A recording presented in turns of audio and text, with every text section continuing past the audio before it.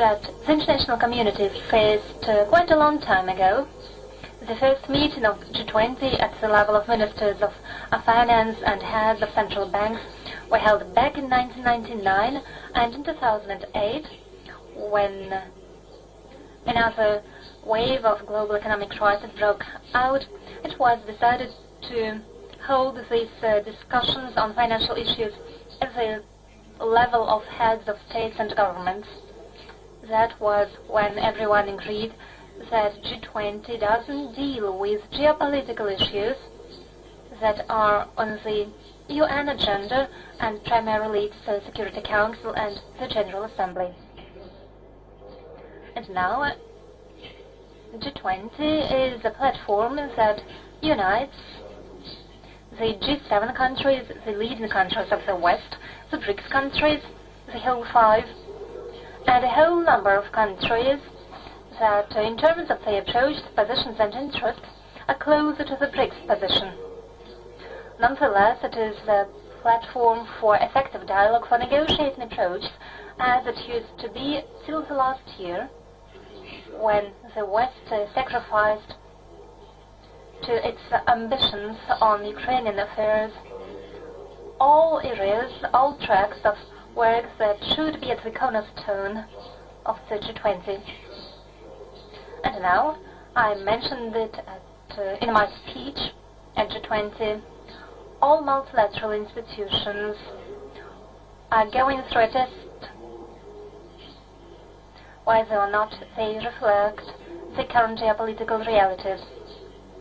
This goes for the UN, for G20, and whether or not they are relevant in the new conditions. It will be able to say so only those countries will be relevant who can do something else but present their claims in order to justify their right for hegemony. TV channel. Good afternoon, distinguished Minister. You've had lots of meetings and consultations. Do tell us, what has G20 shown, demonstrated in terms of non-Western countries? What are they going to do in a situation when the West formulates their situation the following way: either you are with us or against us? For the sustainability of the world order, what does it mean? Well,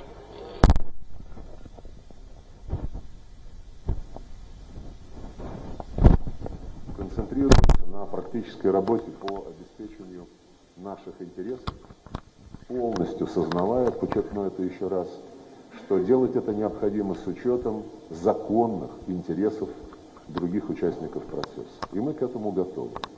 Но насколько Запад осознает рисковость своей, а они ведь заявляют... The futility of its current policy, and they say that Russia should face a strategic defeat, that allegedly it is an existential problem for the West. They state it explicitly, they don't conceal it. They would like the attempt to preserve their hegemony on world arena. The developing countries do realize that they see it, they are aware of it, but some of them...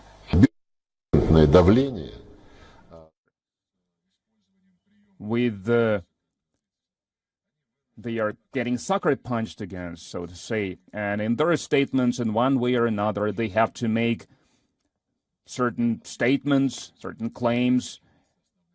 They speak about how they adhere to the main principles of the UN Charter. They speak about the territorial integrity. They speak about the respect for sovereignty. We also agree with this. We also support this. But I would like to remind you that the UN Charter, like any document that was adopted by the entire global community, cannot be executed randomly. It's not a menu that you can pick items from. And like I said, in the UN Charter, it is enshrined, and it even concentrates upon this principle, the principle of the right of the peoples to self-determination. And since the very beginning of the UN, its member states paid attention that the principle of the sovereignty and territorial integrity and this principle of the right of the peoples for self-determination, it has to be somehow interpreted, and the process was launched where all the countries participated, which ended with the adoption of the Declaration on the Principles of Interstate Relations based on the United Nations Charter. This document has never refuted, has never cancelled since then, and there the interaction between these two principles is interpreted in the following way. Every state must adhere to the principles of sovereignty and territorial integrity of any other state.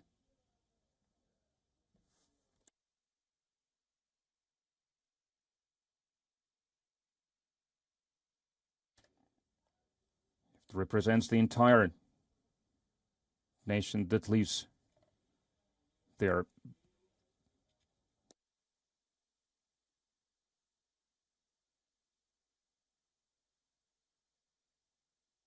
It is obvious that the government does not represent the interests of the people in Crimea or in Donbass. I think everyone understands this perfectly. There is no need to delve into it any further.